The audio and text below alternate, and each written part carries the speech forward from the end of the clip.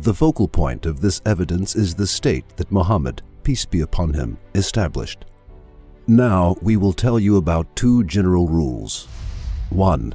The establishment and growth of a state is extremely slow. It is almost like a person being born and raised. He crawls for a very long time, stands up, then he slowly walks.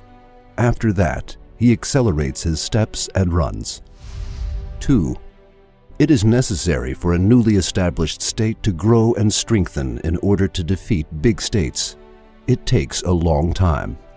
Suppose that you saw a person who overturned these rules, established a state, and this newly established state grew up in very short time, challenged the whole world, and make the bigger states obey him.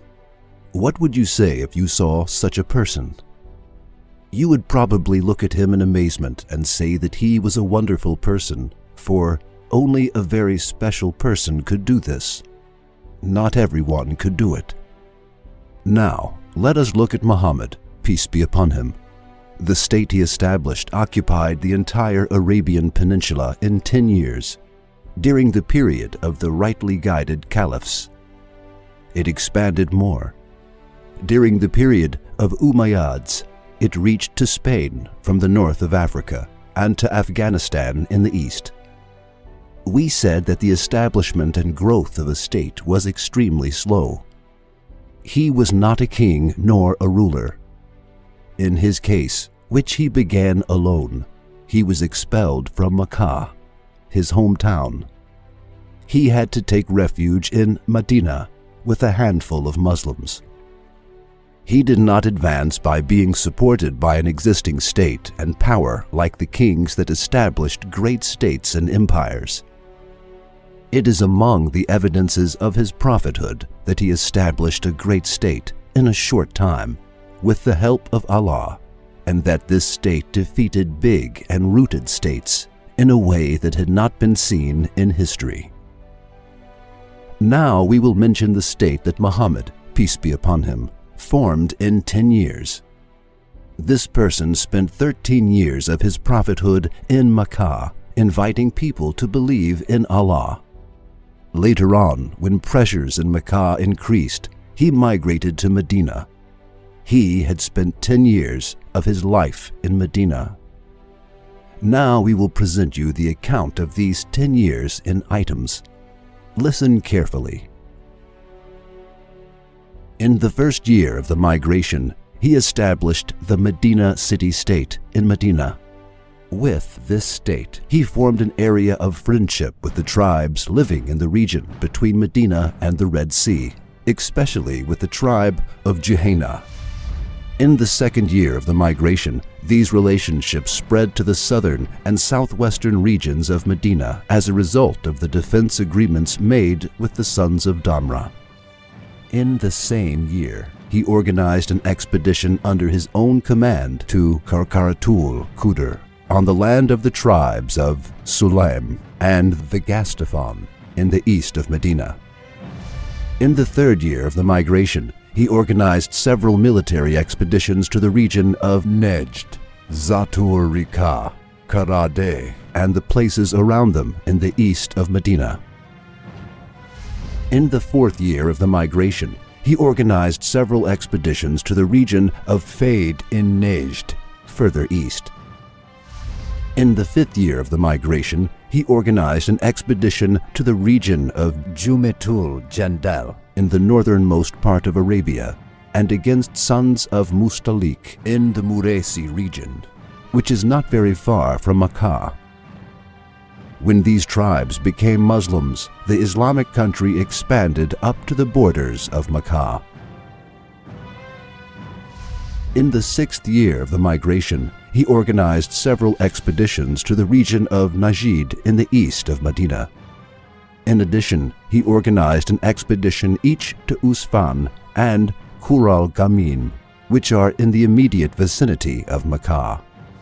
In the seventh year of the migration, Khaybar, Vadil Kuda, and the Fadek Plains in the north of Medina were also included in the Islamic land.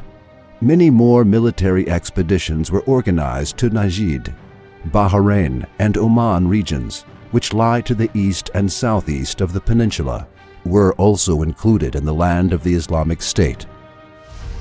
In the 8th year of the migration, Makkah and Tihama, which were in the south on the coast of the Red Sea, were conquered.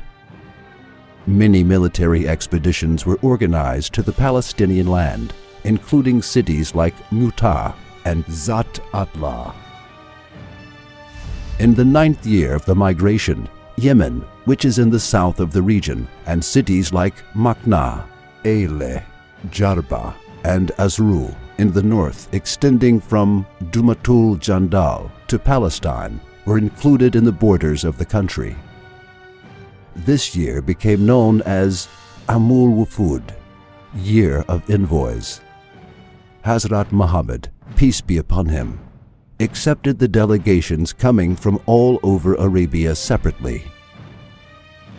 When the southern part of Iraq and some parts of Palestine were conquered, the conquest of the peninsula were completed.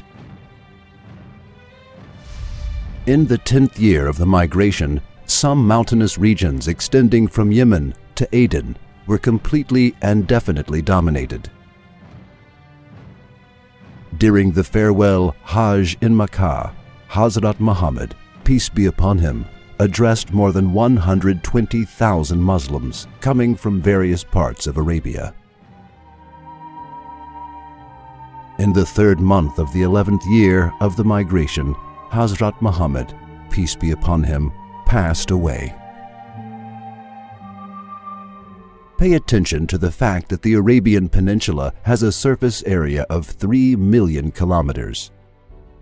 When it is considered that the conquest movement realized by Hazrat Muhammad, peace be upon him, was completed within a period of 10 years, it means an average of 821 kilometers of land was conquered per day. Yes, this person conquered some land of about 821 kilometers per day and included that land in the borders of the Islamic State. Is there anyone else in this world who achieved such a big success? Perhaps some great kings and rulers may come to your mind, but there is a very important point that should not be overlooked. Hazrat Muhammad, peace be upon him, was not a king nor a ruler. He did not become the head of an existing state, and he did not conquer those places with a military force that he found ready. Who made such great conquests in such a short time and included about 821 kilometers of land per day in his country, though he was not a king nor a ruler? Can you show anyone other than Muhammad, peace be upon him, who was able to do this in history? How did his state grow so fast and expand, though the establishment and growth of a state is very slow? There is one more important point that should not be overlooked. Establishing a state does not mean expanding the soil only.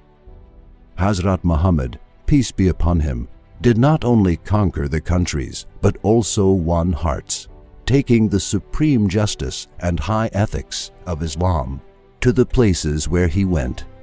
Therefore, the state he established did not decline when he died. On the contrary, it grew more and expanded by following the Quran. It is gradual for a state to be established in a very short time, to defeat the big states and to come to a position to rule the world. It depends on time. It is not possible from the point of the laws of Allah. Then the founder of this state can only be a prophet who possesses extraordinary qualities and is always helped by Allah. For it is an extraordinary thing and contrary to the laws of Allah for a materially and spiritually dominant state to be established in such a very short time and to dominate the previously big states. It is a miracle that the Islamic State that Muhammad, peace be upon him, established in the era of bliss, grew up in a short period of time and defeated the two great powers of time, the Sassanid, and the Byzantine empires, and it proves the truthfulness of the Islamic State. Perhaps you have never heard and do not know what we're talking about. The common point of those who deny him is their ignorance. If they did a bit of research on him and knew him a little, they would soon give up their thought about him. See how scientists who studied him a little point out this feature of him. Lamartine, the French writer and poet, states the following about Muhammad, peace be upon him. Muhammad is a thinker, preacher, friend, lawmaker, struggler, conqueror of ideas, restorer of rational beliefs, the terminator of worshipping pictures and idols, the founder of 20 earthly states and 1 spiritual state. Could we ever think that there could be someone greater than Muhammad according to all of the criteria used to identify a person's greatness? W. Thomas Carlyle, the great Scottish historian, says, "How can a man unite the tribes that fight each other and nomads that travel in the form of a strong and contemporary community on his own and in a period of time less than 20 years?" They did a little research and were amazed by the size of the state that Muhammad, peace be upon him, formed in such a short time. And they declared that there was nothing like it within history. Now, can you only say intelligent about this person? If he had not been a prophet of Allah, could he have done this great act on his own and conquered some lands of 821 kilometers per day? Remember that you accepted 2 rules in the first place. 1. The establishment and growth of a state is extremely slow. 2. It takes a lot of time for a newly established state to overcome the great states, and it takes place gradually. Hazrat Muhammad, peace be upon him, eliminated these rules. He conquered an average of 821 kilometers of land per day while he lived. Yes, it takes a lot of time for a newly established state to dominate an old state that penetrated into the spirit of a nation. Is it not the extraordinariness of Muhammad, peace be upon him, that enabled him to defeat and dominate the great states of the world materially and spiritually, and to maintain and continue it?